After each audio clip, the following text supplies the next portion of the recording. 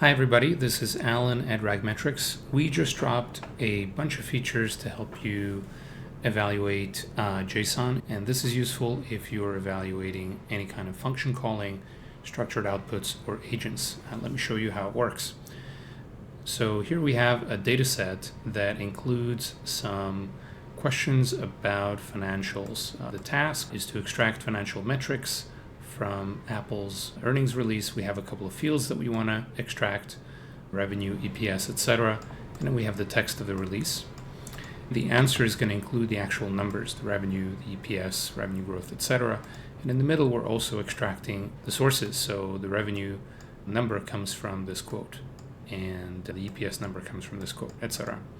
Let's take a look at the experiment. So here we have our experimental setup, and what we are interested in is which of these generator models is going to be the best at that data extraction. And it's going to be a race between GPT-4o and two of the latest Gemini models. So we're going to evaluate them on accuracy and a new measure called JSON similarity.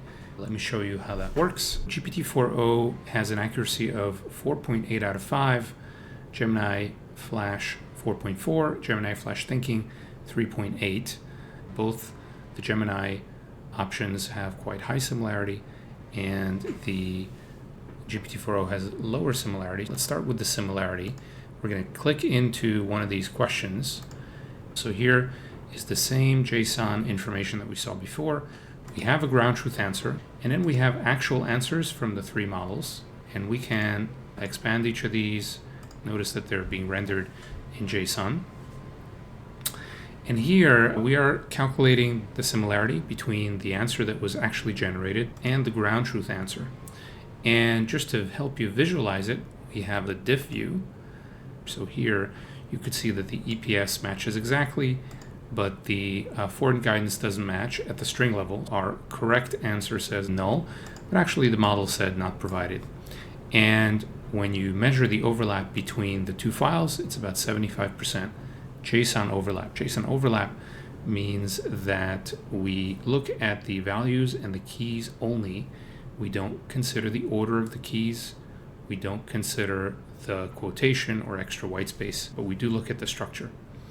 So you can see that this is mostly number formatting issues. Even though the JSON similarity scores are less than 100%, if we look at the accuracy scores, we get a 5 out of 5 for accuracy because the judge actually goes through these things and mentions that not provided is really equivalent to the correct answer, null.